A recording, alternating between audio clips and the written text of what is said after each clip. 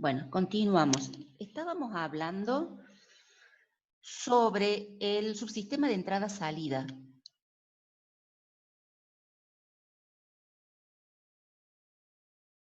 Y estuvimos hablando dentro de lo que es la comunicación con los distintos dispositivos periféricos, empezamos a hablar específicamente del disco, ¿sí? Cómo está configurado físicamente el disco, que el sistema operativo le puede dar un formato lógico, ¿se acuerdan? Al definir particiones y al instalar en cada una de esas particiones un sistema de archivo.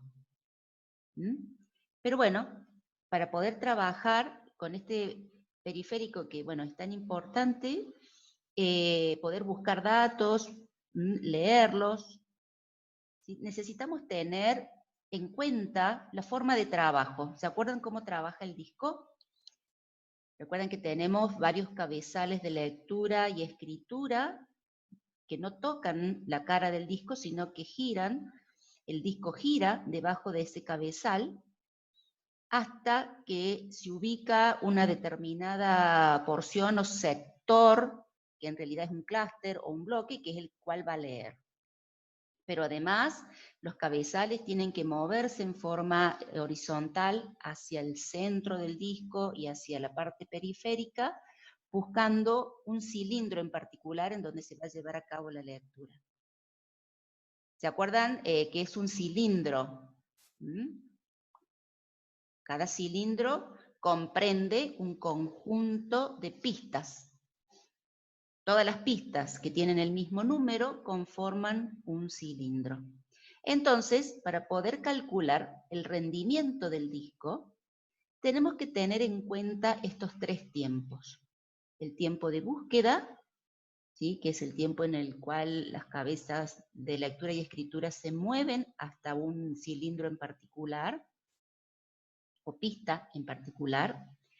El tiempo que le lleva a girar, que le llama retardo de giro, hasta que el bloque que se quiere leer quede debajo de los cabezales, ¿sí? Y el tiempo de transferencia, ¿sí? De leer bit a bit cada uno de los datos del bloque y transferirlos a algún buffer, ¿sí? El buffer de la controladora inicialmente y luego a memoria.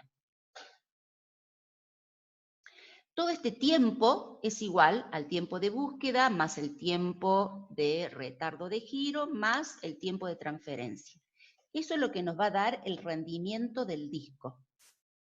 ¿Sí? Recuerden que acceder a algunos discos, depende de cómo trabajen, puede llevar más o menor tiempo, y también viene incluido la cantidad de bytes que pueda transferir por segundo. Bien, para optimizar este tiempo es posible implementar distintas políticas de planificación de discos. ¿Qué es esto? La forma en que va a atender las peticiones, ¿sí? Esto lo va a realizar el manejador de discos. ¿Peticiones de quién? Peticiones de los procesos. Cada proceso que necesita un dato del disco le envía, por ejemplo, abrir el disco, abrir un archivo. Eso se traduce en una petición al módulo de entrada-salida que deberá darle órdenes al manejador o al controlador de disco para poder leer un determinado bloque en donde está el archivo. Pero no tan solo un proceso va a enviar una petición, ¿sí? En un sistema multiprogramado o en un sistema en conjunto de computadoras en red, ¿sí? Muchos procesos van a enviar peticiones de lectura o de escritura al disco. Es por eso que debe haber algún algoritmo de planificación de disco que van a atender todas esas solicitudes. ¿Bien? El tiempo que hay que optimizar, porque es el que más influye sobre lo que es el rendimiento del disco, es el tiempo de búsqueda. ¿El tiempo de búsqueda cuál era? El tiempo que lleva a que los cabezales se ubiquen en una determinada pista, o en un determinado cilindro. ¿Bien? Entonces, si se reduce este tiempo de búsqueda, como es un movimiento mecánico de los cabezales, es un movimiento lento en comparación de cómo todos los otros circuitos trabajan, ¿sí? Entonces hay que mejorarlo implementando distintos algoritmos para que los cabezales se muevan sobre los platos del disco. Por cada dispositivo de entrada-salida hay una cola de solicitudes, es decir, por cada disco, o en tal caso, por cada disco virtual o disco lógico, ¿sí? Se pueden implementar un conjunto de algoritmos.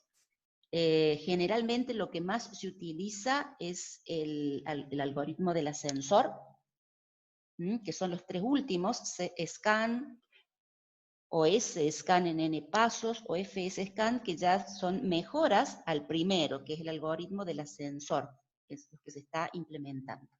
Les explico rápidamente en qué consiste esto. Fíjense, el algoritmo FIFO, que ya lo conocemos, se atienden las solicitudes por orden de llegada. Este es el que genera menos rendimiento, ¿sí?, por parte de las atenciones que pueda llevar el disco. Sin embargo, bueno, es equitativo, porque depende de en qué orden llegue en la petición de lectura o escritura, en ese orden se atiende. Y aquí tienen ustedes un ejemplo, fíjense. Solicitudes 10, 5, 15, 9, 12 y 18. ¿Qué son estos números? Son números de cilindros, o números de pistas. Cada solicitud acá figura con un número. Sin embargo, esto tiene que traducirse en lo que es, aparte de la pista o cilindro, ¿cuál es el cabezal involucrado? ¿Sí? ¿Por qué? Porque si se va a acceder al cilindro 10 y tengo varios platos, tengo la misma pista 10 en todos los platos, incluso duplicada, porque está la pista 10 en la cara superior y la pista 10 en la cara inferior. Por lo tanto, hay que identificar cuál es el cabezal que va a trabajar, ¿sí?, que va a realizar la lectura y escritura, ¿sí? Pero bueno, para simplificar el ejemplo, aquí simplemente están los números de pistas. Pista 10, 5, 15, 9, 12 y 18. Entonces, en ese orden va a atender el controlador, va a atender las peticiones, ¿sí? Estas son las pistas. Supongamos que en total hay 20 cilindros, fíjense. Y bueno, ¿qué va a hacer el brazo? O los cabezales, ¿sí? Se van a mover hasta la pista 10 inicialmente, luego se esperarán el tiempo de rotación para ubicar cuál es el bloque y va a comenzar la transferencia. Esos datos van al buffer de la controladora y después atiende a la siguiente petición, que es mover todos los cabezales hasta la pista 5. Luego se mueven a la pista 15, luego a la 9, a la 12 y por último continúa a la 18. ¿Sí? La cantidad de movimientos o la cantidad de pistas que recorrió en total los cabezales, fíjense que primero avanza de la 1 hasta la 10, luego retrocede 5, avanza 10 más y así. La sumatoria de todos estos movimientos da algo así como 111 pistas recorridas, ¿sí? Que es bastante.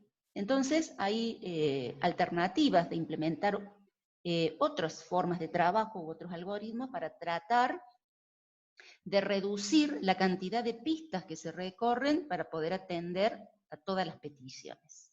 Una alternativa es atender la petición más cercana, ¿sí? Ese algoritmo es el SSTF, que se selecciona la solicitud que requiera el menor movimiento del brazo. Por eso les decía que atiende a la más cercana. Fíjense, tenemos el mismo ejemplo.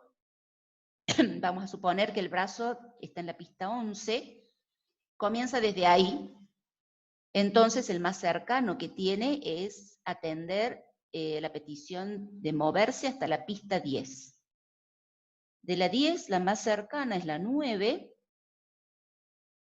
luego la 12, ir hasta la 12, ¿sí? Si llegan más solicitudes, serán atendidas de acuerdo a la cercanía. Es decir, que por más que hay peticiones como leer la pista 18 o leer la pista 5 que están de antes, se respeta, digamos, la política de diseño de este algoritmo, que es atender la pista que esté más cercana, moverse hasta la pista más cercana en realidad. Por lo tanto, si está en la pista 12, la más cercana, ¿sí?, será ir hasta la 13, y luego volver a la 11,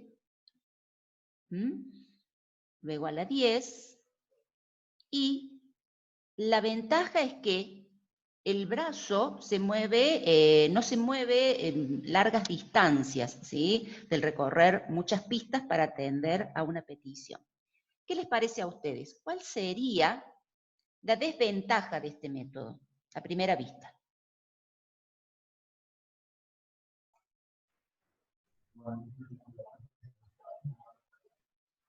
Puede ser que si se acumulan muchas que estén cerca, nunca va a llegar a las pistas 1 y 20 en este ejemplo. ¿Puede ser? Exacto, es eso, las pistas que están en los extremos, ¿sí?, que están más alejadas, dejan de ser atendidas esas peticiones, y bien Tomás nos dice que no es equitativo, ¿sí? Será eficiente en lo que es de poder responder ante una solicitud de entrada-salida, porque es rápido, pero no es equitativo, es decir, que hay peticiones que no van a ser atendidas o va a demorar mucho tiempo. Perfecto, esa sería la desventaja. Tenemos, como les decía, el algoritmo del ascensor, porque es lo que implementan justamente estos equipos, de ir en el sentido, en un mismo sentido, ¿sí? Si va hacia las pistas más altas, continúa atendiendo peticiones en ese sentido, y después regresa. Por supuesto que hay modificaciones a este método.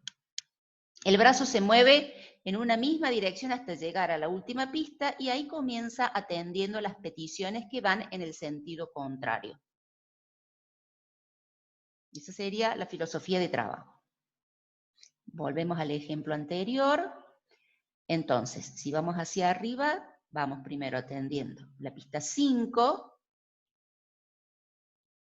la 9, la 10, la 12, y fíjense qué pasa si llegan nuevas solicitudes. Va a seguir atendiendo en el mismo sentido. La 13, 14, 15, las va intercalando, la 18, y después regresa, ¿sí? Comienza atendiendo hacia abajo. La 11, 9, 6, ¿sí? Fíjense, bueno, una de las desventajas es que la solicitud, por ejemplo, de leer la pista 11, tuvo que esperar bastante tiempo, por más que estaba el brazo en la pista 12 cuando llegó esa solicitud. ¿Pero por qué? Porque iba en el sentido contrario, ¿no es cierto?, hacia arriba. Una vez que no tienes más peticiones hacia las pistas externas, vamos a decir hacia la pista 20, recién regresa y comienza a leer las peticiones en el sentido contrario. ¿Sí? Una modificación a este algoritmo es el C-scan o scan circular. Va hasta el extremo, comienza las peticiones de la 1 hasta la 20, y después regresa a la 1, es decir, que siempre se mueve en el mismo sentido, hacia arriba. Es decir, tiene un único sentido de trabajo. Va atendiendo las peticiones, y si llegan más solicitudes, sigue atendiendo en el mismo sentido. 14, 15, fíjense, 18, y una vez que, como la 18 es la última, regresa a la pista 1 y sube de nuevo. 2, 5, ¿sí? Continúa 9, etc. Y el último que tenemos para analizar es en n pasos, ¿sí? Si hay uno o más procesos que necesitan acceder siempre a la misma pista, lo que podría pasar es que siempre los cabezales estén dentro de ese grupo, ¿sí? Para que no se monopolice el uso de lectura y escritura, de los brazos de lectura y escritura, se van a formar varias colas de espera o colas de peticiones. Cada cola va a tener una cantidad de peticiones n, y cuando llegan nuevas peticiones, en vez de ser intercaladas, como habíamos visto antes, van a formar parte de otra cola de espera. ¿Sí? Que es buscando justamente la equidad. Buscando la equidad, para que, bueno, ya que llegaron después estas peticiones, puedan esperar. Bien, es el mismo algoritmo, nada más que se van formando colas de espera. Atiende primero a un grupo de 6, fíjense, el ejemplo es para n igual a 6 peticiones, después a otro grupo de 6, etc. Una modificación de esto es formar solamente 2 colas de solicitudes, y mientras se va atendiendo a la primera cola, se va formando la segunda. Con el mismo espíritu, ¿sí? Pero para no llevar tantos punteros o que se formen tantas colas, solamente 2.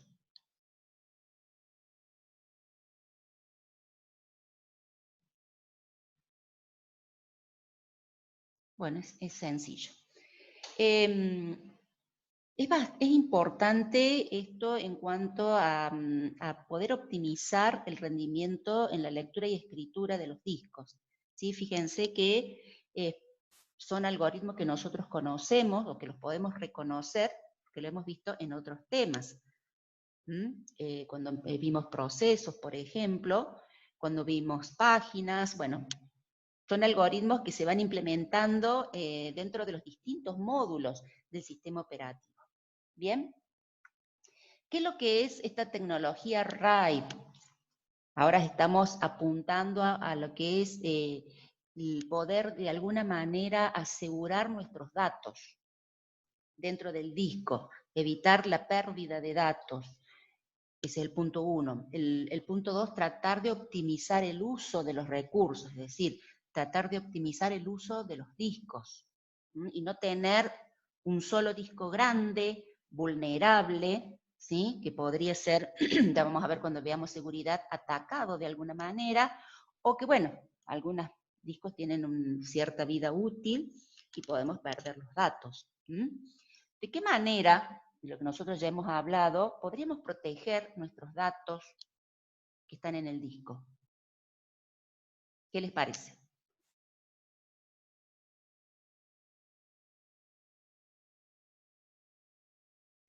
Si no tenemos tecnología RAID, por supuesto.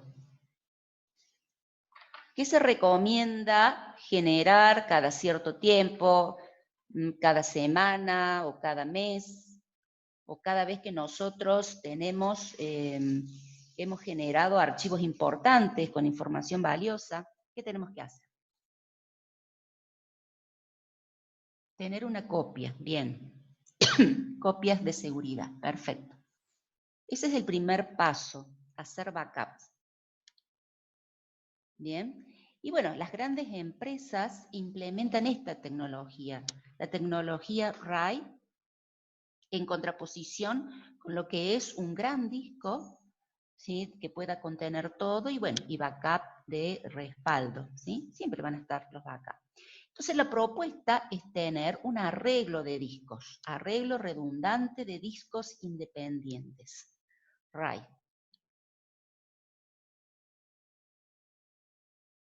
Bien, la palabra independientes antes era otra, de económicos, dicen ahí en las introducciones de este tema, pero bueno, las llaman independientes. Y en algunos análisis, en cuanto a velocidad en lo que es lectura y escritura, de todo este sistema RAID no tiene mucha diferencia con tener un gran disco, ¿sí? Con mucha capacidad para almacenar. Pero sí en cuanto a lo que es la capacidad de recuperar la información. Y siempre nos va a convenir tener un arreglo de discos para poder recuperar la información si se pierde alguno de ellos o tienen algún problema mecánico.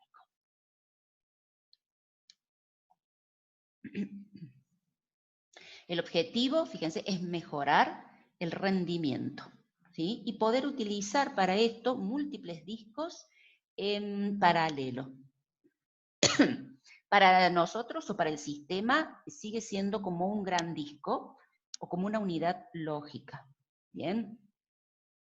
¿Quién se ocupa de manejar estos discos en paralelo? El subsistema de entrada-salida y principalmente los manejadores de discos. Los datos van a quedar distribuidos en estos discos físicos que van a funcionar como uno solo. ¿Cuál es el objetivo? La redundancia. La redundancia es, en algunos casos, tener duplicada la información y en otros es tenerla distribuida a la información. Eso consiste en la redundancia.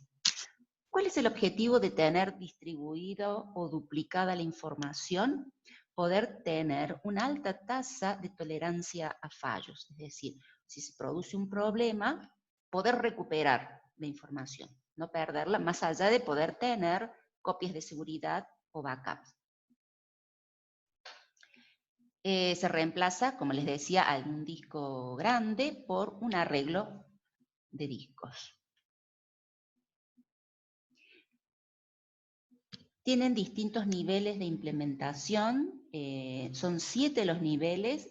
Acá vamos a ejemplificar 3 o 4 nada más, los demás los tienen descritos en el libro.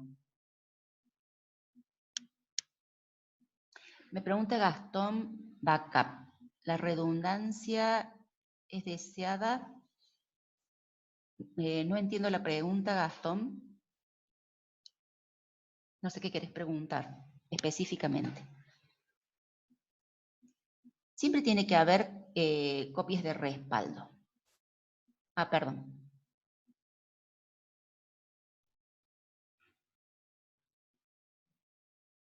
Sí, los grandes servidores, no sé si a eso se refiere, vamos a utilizar sistemas RAID. ¿Sí? Que se prefiere esta implementación sobre lo que es un disco, un gran disco. Esto permite aumentar la tolerancia a fallas. ¿A través de qué? A través de la redundancia.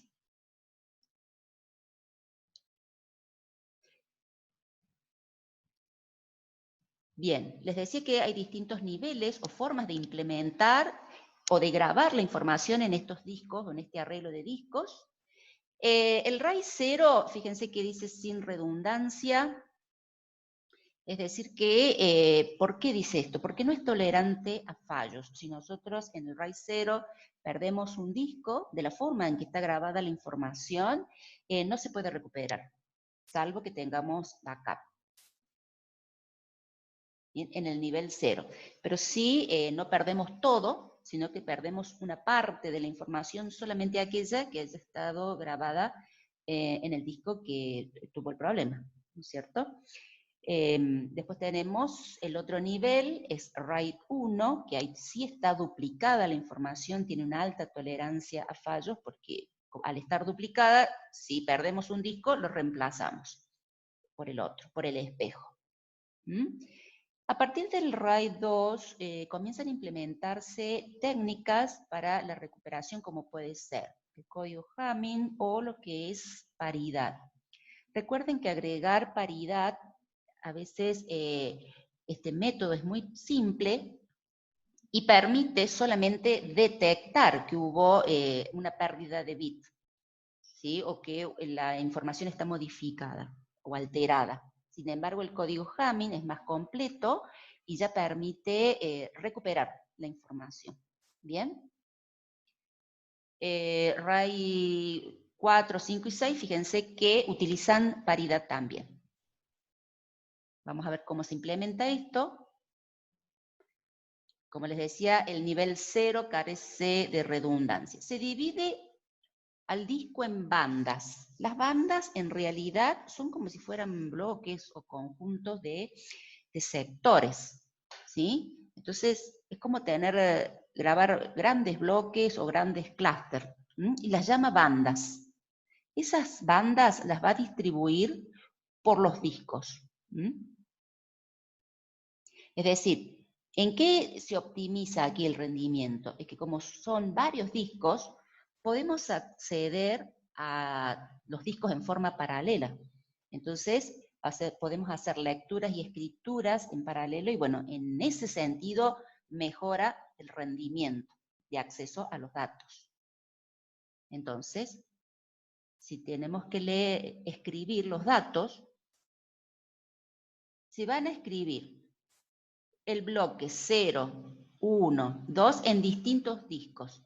Por más que son bandas consecutivas o grupos de sectores consecutivos que pertenezcan a un mismo archivo, van a estar distribuidos en bandas en distintos discos físicos.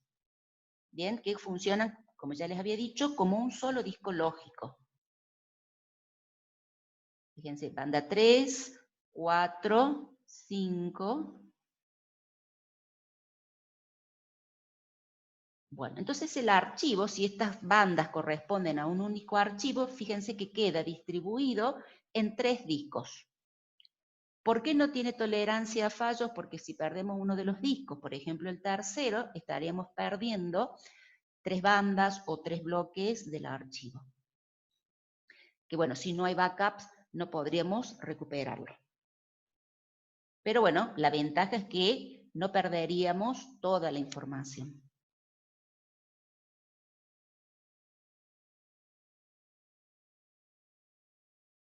Bueno, y así sucesivamente. ¿Qué pasa con el nivel 1? Acá en el nivel 1 ya se plantean redundancia con discos espejo, ¿sí? Entonces vamos a duplicar toda la información. En vez de tener 3 discos, tendríamos 6, ¿sí? Porque duplicamos todo. Una banda se va a guardar en 2 discos distintos, en el espejo, al mismo tiempo, ¿no es cierto? En forma paralela. ¿Cuál es la ventaja? Que es más rápido porque como está duplicado, si se quiere recuperar una banda, se puede recuperar del disco principal o del espejo, en forma paralela. Entonces la atención a las peticiones se puede lograr mucho más rápido.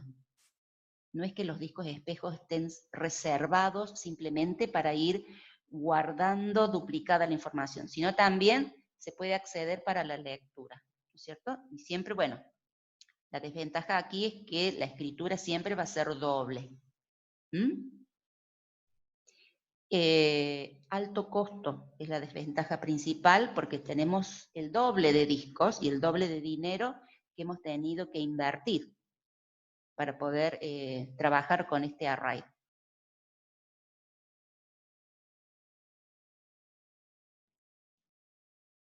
Bien, y bueno, la ventaja es que acá no hay pérdida de datos. Si se rompe un disco, lo reemplazamos. Esto en cuanto a nivel 1. Fíjense, tenemos el disco 1 con el espejo de este disco, el disco 2 con su espejo, el disco 3, etc. Tenemos todo duplicado.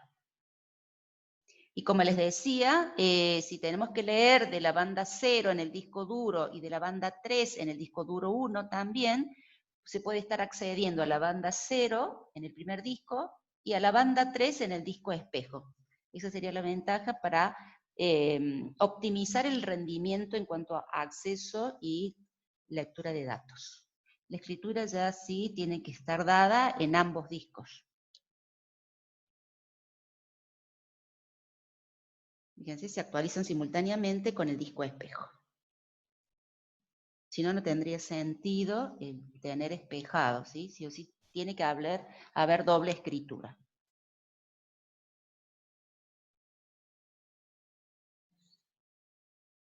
El nivel 2 no lo vamos a trabajar, es el que implementa el código Hamming. Y como les decía, se implementa a nivel de bit, es decir, que tenemos almacenado un bit en cada uno de los discos. Para guardar un byte tendríamos que tener 7 discos.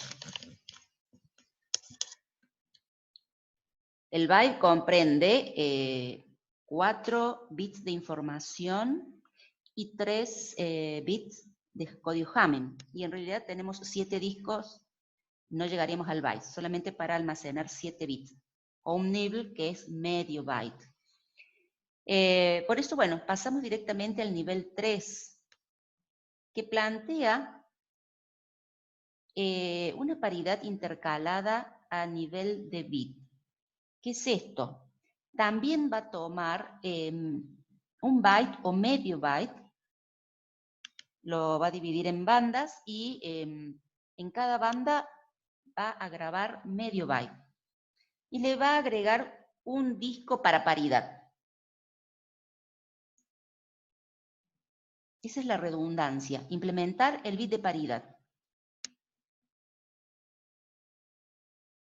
Ya lo vamos a ver mejor en la gráfica.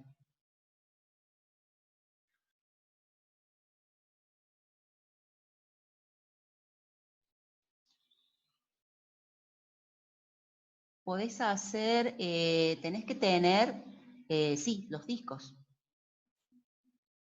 Se puede hacer con discos virtuales, implementar RAID, por supuesto. Pero si no, tenés que tener los discos. Que puede ser una unidad externa, una controladora externa donde tengas conectados los discos y definir RAID, ¿sí? Desde el controlador, desde el administrador de discos.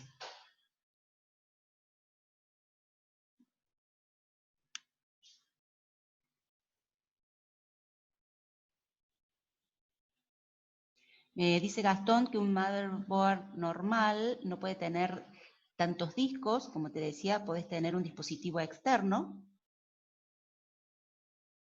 para poder conectar los discos.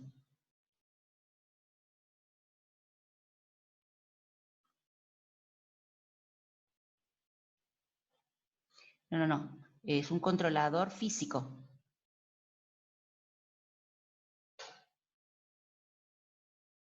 Exacto, necesitamos hardware complementario. Es todo un dispositivo externo que te permite conectar varios discos.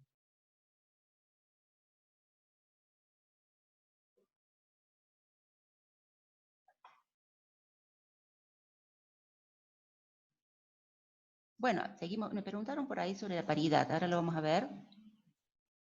Se ejecuta una petición por vez. Fíjense que no podemos hacer como en el caso del nivel 1.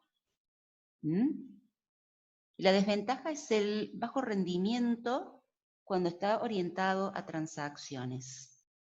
Y bueno, como tenemos un disco destinado a la paridad, el acceso a ese disco a veces puede convertirse en un cuello de botella. Acá está el ejemplo. Fíjense que tenemos distribuido la información bit a bit, distribuida en los discos. Y tenemos el cuarto disco para paridad. Entonces, si la primera palabra es de, vamos a suponer, 3 bits, 1, 1, 1, esa es la primera palabra almacenada, el cuarto bit corresponde a la paridad, en este caso, paridad par. Después se lee la siguiente palabra, 1, 0, 1, y el bit de paridad, que es 0. Entonces, ¿cuál es la ventaja aquí? Si se pierde uno de los discos de datos, es posible recuperar ese bit que se perdió, porque en realidad se pierde un bit por palabra. Bien, entonces la técnica es considerar que ese disco que se perdió, o ese bit que se perdió por palabra, es 0. Si la paridad no coincide, quiere decir que el bit perdido no era 0, sino que era 1. Y de esa manera se puede recuperar el bit perdido de cada una de las palabras almacenadas.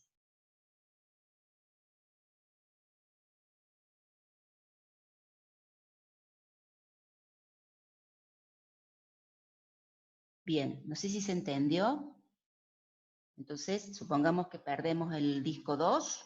Entonces, como se perdió, compramos uno nuevo y ponemos todos en 0. En donde no coincida, en la palabra donde no coincida la paridad, quiere decir que ese bit aquí no era 0, sino 1, y ya estaríamos recuperando la información perdida. Depende del nivel, me dice Tomás, que en cada banda. En cada banda se almacena un conjunto de sectores, inicialmente, en lo que es nivel 0, nivel 1, ¿sí? Que es como bloque. Banda o bloque o clúster, un conjunto de sectores. Ya en el nivel 2 y nivel 3 almacena bit. ¿De acuerdo? Distribuye la palabra en los discos. Cada bit, fíjate aquí, cada palabra, en este ejemplo tenemos una palabra de 3 bits. Cada bit almacenado en disco 1, 2 y 3. El cuarto bit es paridad. Eso lo hace el nivel 2 y 3. Ya cuando volvemos a lo que es nivel 4, 5 y 6, cada banda almacena un conjunto de sectores, nuevamente.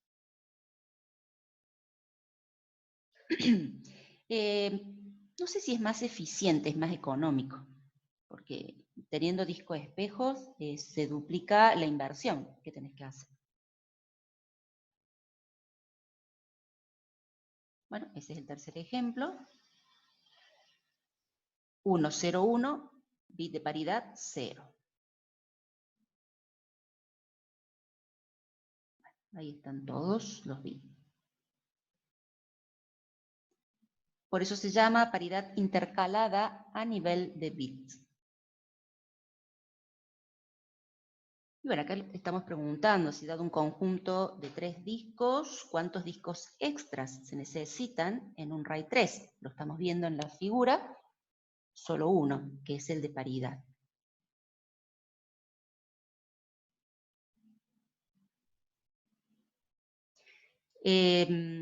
La paridad se genera en la escritura y se verifica en la lectura.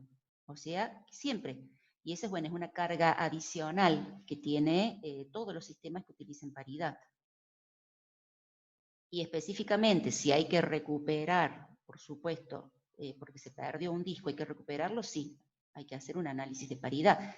Pero siempre lo está haciendo. Al grabar, genera paridad, y al leer, también con el mismo circuito, generador y verificador de paridad hace las dos cosas.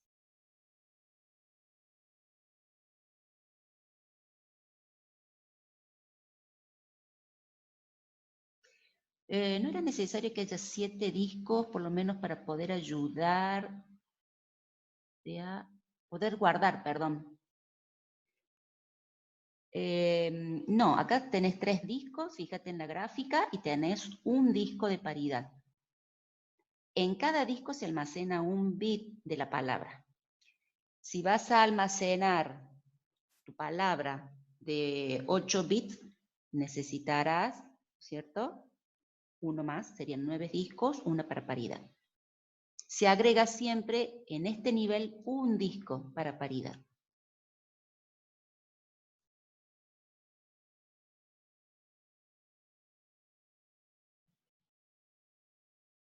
La pregunta, ¿se puede recuperar los datos si se daña el disco 1? La respuesta es sí, como ya les había explicado antes.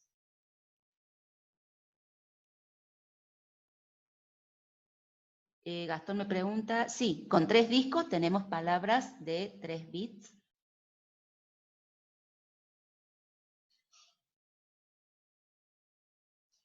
Por supuesto, a ver si se entiende. Este es un ejemplo muy sencillo, ¿no es cierto? En la realidad, ¿qué vas a tener? Vas a tener que guardar un byte o medio byte que se llama nibble. Vas a tener que tener 4 discos, mínimo. ¿De acuerdo? Para guardar medio byte.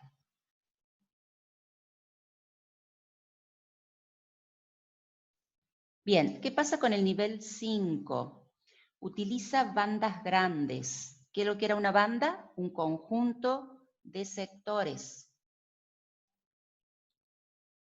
Bien, y también trabaja con paridad. La paridad se calcula entre las bandas de todos los discos.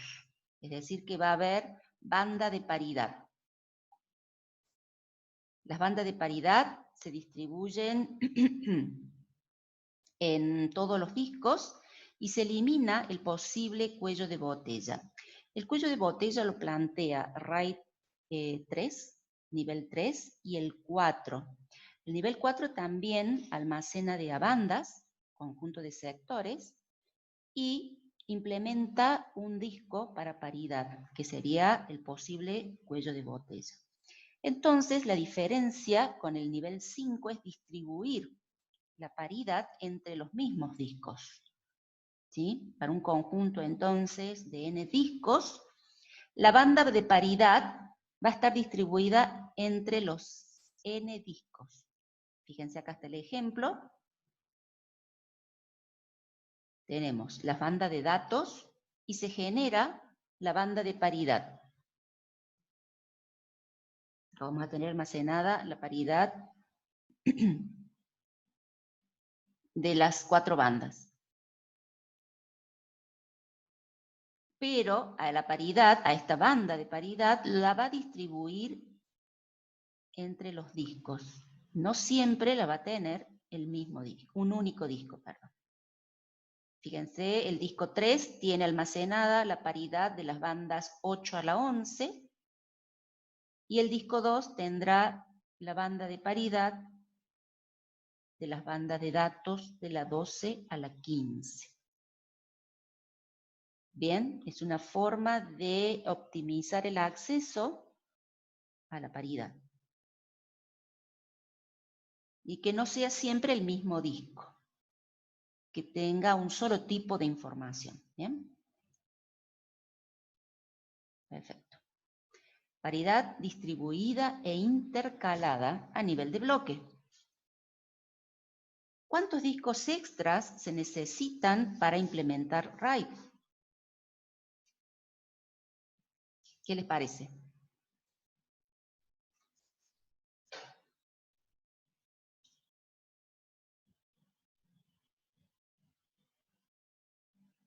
¿Los demás? Sigue siendo 1, chicos, porque en realidad está guardando 4 bandas de datos. Siempre. Entonces, para poder implementarlo, necesita un disco más. Nada más que ha distribuido la paridad.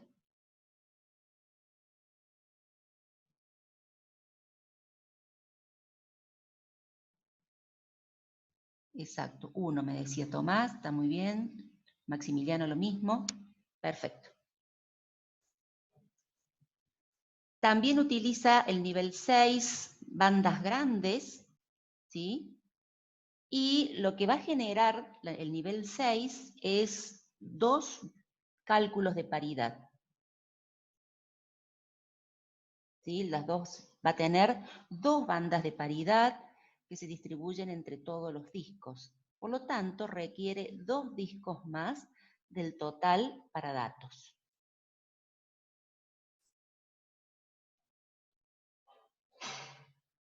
La ventaja es que la disponibilidad de los datos es muy alta y puede recuperarlos fácilmente. Y cada escritura, por supuesto, va a afectar también a los 2 bloques de paridad. Por lo tanto, bueno, esa sería la desventaja en cuanto a la demora de la actualización de los datos. Entonces, ¿qué tenemos? Fíjense, 6 discos, 4 para datos, y los otros 2 para la paridad. Sin embargo, fíjense que aprovecha la ventaja de lo planteado en el nivel 5. A la paridad la va a distribuir también en el arreglo, justamente para evitar cuellos de botella.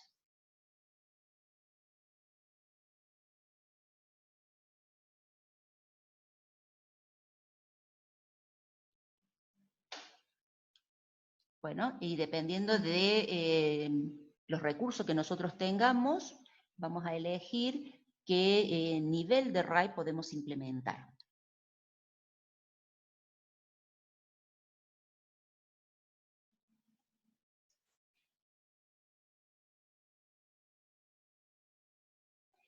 Acá tenemos entonces doble paridad distribuida e intercalada a nivel de bloque o a nivel de banda, que es lo mismo, ¿sí? Conjunto de sectores. Como habíamos dicho antes, ¿cuántos discos necesitamos entonces para implementar RAID 6? ¿Cuántos discos extras? Extras decimos aparte de los que queremos usar para datos. Bien, bien Tomás, 2 más.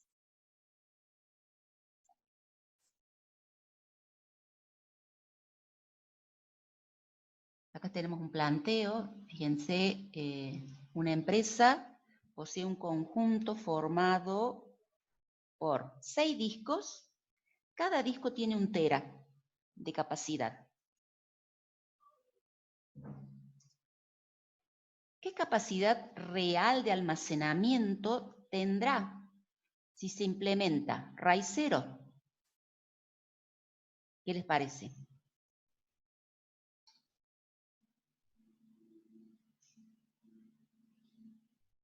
Cada disco tiene 1 tera.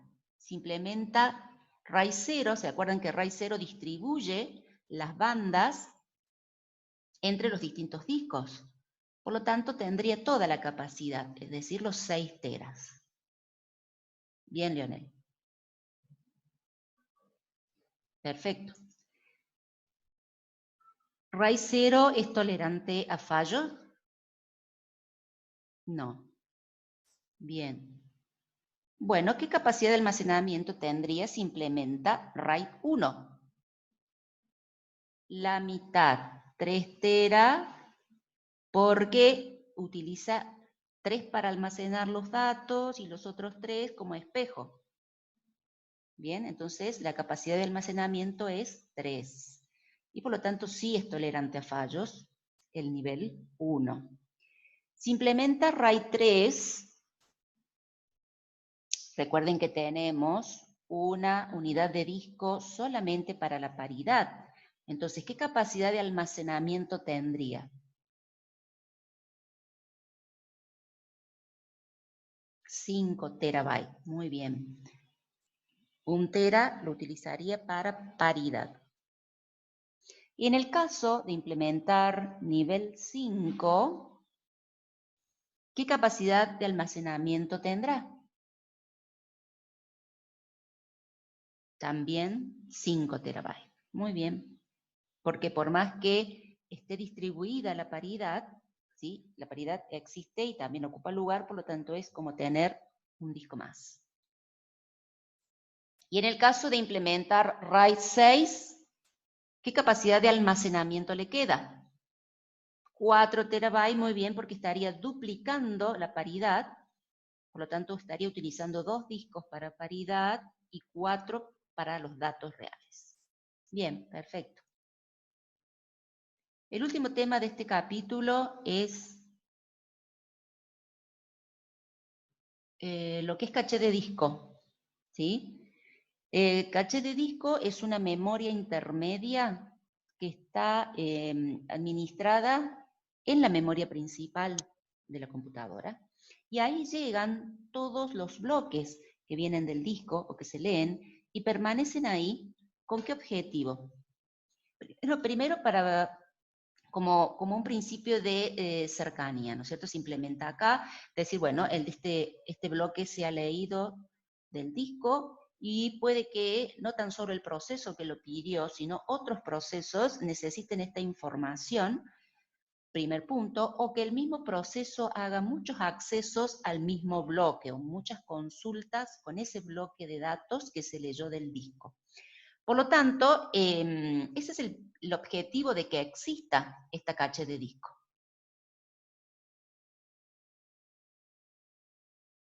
También dice Matías, también permite traer más datos a memoria mientras se leen los cargados. Sí, se trae a memoria los bloques de disco y de esa manera se va liberando lo que es el buffer de la controladora, y se pueden seguir leyendo peticiones del disco.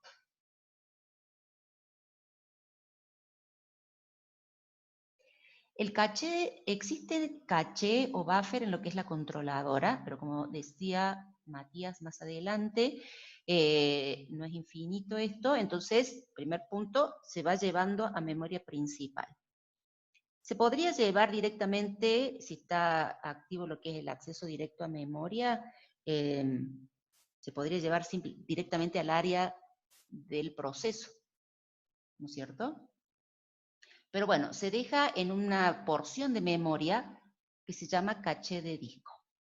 Y se avisa que ese dato ya ha llegado a la memoria, y cuando un proceso lo necesita hay dos opciones. Primero, que se copie, ¿sí?, a la porción de memoria que pertenece al proceso. Pero de esa manera ya no es tan fácil compartir ese bloque de datos que se ha leído en el del disco.